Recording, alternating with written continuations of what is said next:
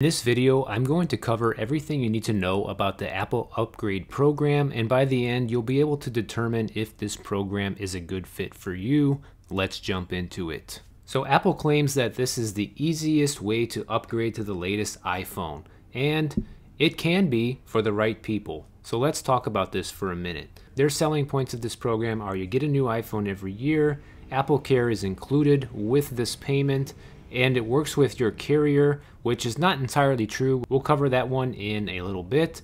And your monthly payment is starting at $35.33 a month, probably for the cheapest iPhone they make, most likely the iPhone 13 mini at this point. The Apple iPhone Upgrade program allows you to basically make a monthly payment on your cell phone, a lot like you would with your regular carrier every month, except you're going to be working with a bank called Citizens One, which has a partnership with Apple, and all the financing will be done through them. So you won't need to necessarily have a contract with your carrier anymore if you're going to be using the iPhone Upgrade program. So this could be one benefit of using this.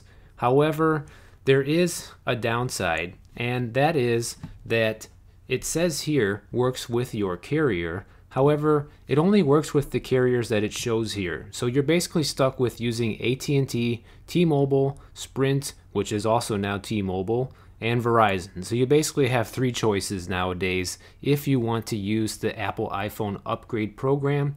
So if you're already with one of these carriers and you don't mind paying their higher prices, then this could definitely be a good deal for you. However, if you're someone like me that uses a prepaid plan, I personally use Cricket Wireless. There's also many other prepaid carriers out there like H2O Wireless and Metro PCS, you name it, there's probably dozens of them.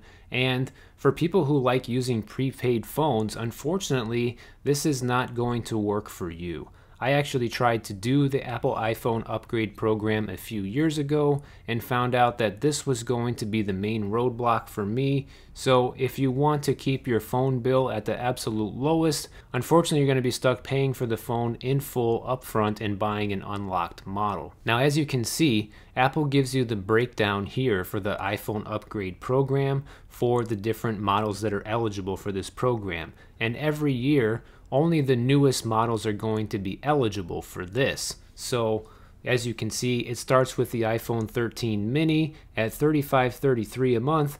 And if you go up to the 13 Pro Max, you can get into the territory of it running all the way up to almost $75 per month, depending on which model you choose in between.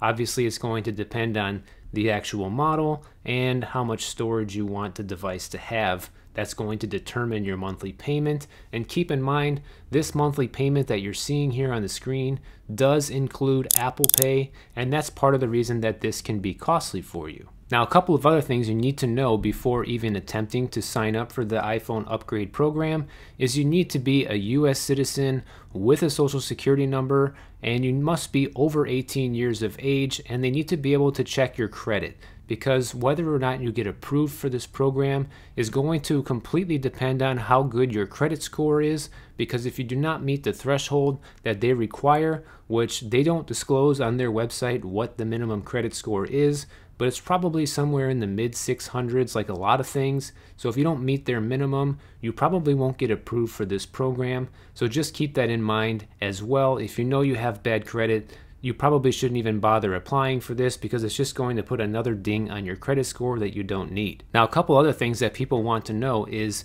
can you upgrade your iPhone every year by using this program? And the answer is yes, and it's the entire point of this program. However, the strange thing about this, which I believe Apple does this in order to keep the monthly payments lower, these monthly payments that you saw on the previous screen actually cover you for 24 months, not for 12 months. And anybody who knows Apple, a new iPhone comes out approximately every 12 months. So what does that mean for you? It means that by the time the 12 months is up, you would have needed to pay for at least 12 months of the phone, but you still have 12 months remaining on your balance. And this is very important to know, because if you do want to upgrade your iPhone every year, then what you want to do to maximize this program is you really want to upgrade your iPhone every year on the launch date and get your iPhone on the day it comes out. And the reason for this is very simple, because you need to make 12 payments on your device in order to be eligible to upgrade to the next one, which will be roughly 12 months into the future. However, if you delay, and let's say you get your iPhone in January, but it came out in September, well, now you're 3 months behind and you won't be eligible to get your new device until the following January. So let's say you get your iPhone in January, but you want to upgrade to the latest model coming out in September. Well, by then you would have only made 9 monthly payments, but in order to be eligible for their upgrade program, you need to have made at least 12 payments, which means if you want to get the latest device on this program, then you will need to pay 3 additional payments upfront before you can even get your new device. So that can be a little bit of a hang up. So make sure you're timing this right if you're going to be part of the iPhone upgrade program. So what are the benefits of using this program? Well, the only real benefit that I can tell you is that you don't have to pay for the phone completely up front.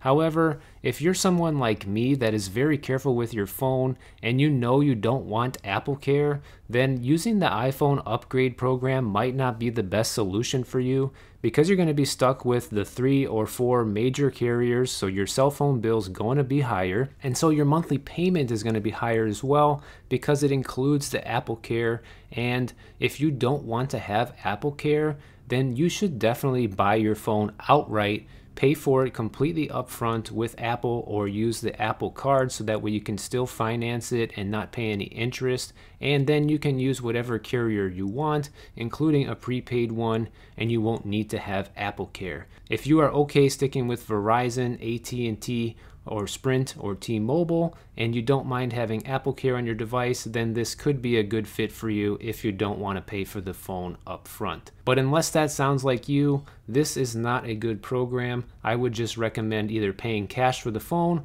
or using your Apple Card to get the phone for 12 months with 0 interest. If you enjoyed this video, check out my next video on the screen, which is all about if the iPhone X is still a good deal, coming up here in 2022. See you over there.